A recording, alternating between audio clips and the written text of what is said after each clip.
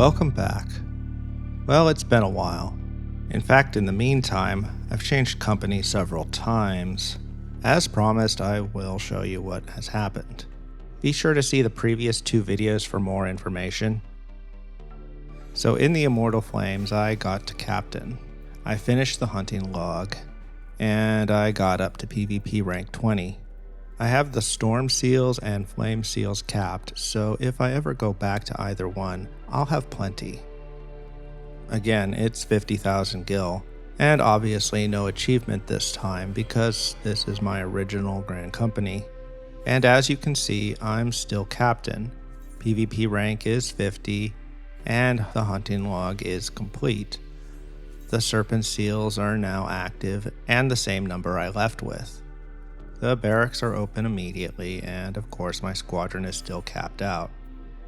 I have all 3 mammoths, and all 3 hatchlings. The leader minion now becomes the Elder Seedseer. And now of course I have the Serpent Salute back. So yes, you lose nothing for changing Grand Companies, you just lose access to a few things. Even though there is a Grand Company rank requirement to purchase housing, you don't lose access to your property when switching Grand Companies. Note, you can check your rank in all 3. Open your character sheet and click on the Profile tab. Click anywhere on the Grand Company section. A window opens with a tab for each company. A star indicates your current rank in each. You can also see the unused ranks here. Hopefully you'll be able to attain these at some point. So, I didn't get any questions about this, except Backwater J asked me about squadrons. I'll talk a little about that, but that really requires a full video, maybe someday. So in related news, in a recent patch, 6 new Orchestrion Rolls were added. 2 are available from each Grand Company Quartermaster. These can be sold on the market board, so you don't have to switch to each company to get them. Alright, I'll bring up this slide again, slightly altered, since in the last video I showed this with the wrong heading. Those first 2 items are the most important, as they make transitions between companies easier, and having a fully leveled squadron can be very handy. These are all things you can only do for a particular company while you are in that company. I removed department items since they are tradable and you can find them on the market board. I don't include gear because most company gear you will not be able to use once you switch, and those that you can use are available from all 3 companies. I'm currently working on a video on all the exclusive gear from the 3 companies. So, for some tips on getting seals and what to spend them on. In my opinion, the best way to get seals is expert delivery. This involves trading most pink, green, or blue gear for seals with the personnel officer in your Grand Company headquarters. You can often get a lot of gear just by greeting everything in lower level dungeons and raids, as most people don't need gear in those unless it's for glamour. Remember, style is the most important stat. You can also trade in gear you get for tombstones and the gear you get for the various raid doodads, so that's one way to convert those currencies into seals. However, if you just want a bunch of seals, I think it's best to solo dungeons unsynced. If you don't know, unsynced means doing the dungeon or other content at your actual level instead of it being lowered to match the dungeon. To do this, open the Duty Finder, usually by pressing U on PC and Mac. Click on the little gear in the upper left corner. You need to click on Unrestricted Party. When you do, level sync will be off by default, which is exactly what you want. Click Confirm. You want to choose the highest level leveling dungeon that you can easily clear solo. Leveling dungeons include those below 50, and those that are not 60, 70, 80, or 90. A typical dungeon will have 3 boss battles, each rewarding 1 chest and 4 other chests, 2 between the first and second bosses, and 2 between the second and third bosses. These dungeons tend to have at least 1 piece of gear per chest, and you will get another piece at the end that you don't already have for the job you currently are. A great dungeon, in my opinion, is Shisui of the Violet Tide. It's pretty quick at 90, and the gear will get you about 15,000 seals per run. You can only loot a piece of gear if you don't have it in your inventory, which includes your main inventory, the armory chest, and what you have equipped. So you want to make sure you don't have any of the gear from the dungeon you choose with you. This will not count your retainers, the glamour dresser, nor the chocobo saddlebag. Sometimes the same item can drop more than once in the same run, and in that case you will just miss out. Lately, paladin swords and shields have been combined into a single item in dungeons.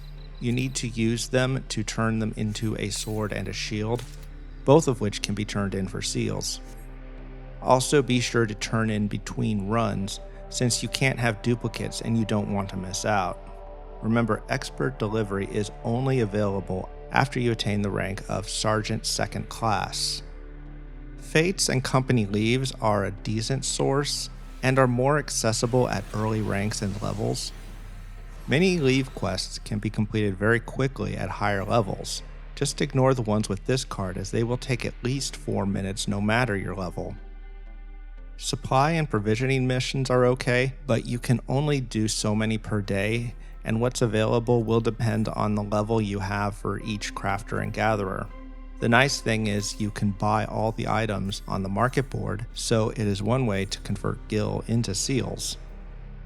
So what to do with these seals? First I say get all the collectible or learnable items like bardings, emotes, minions, Orchestrion Rolls, and also get any gear you want.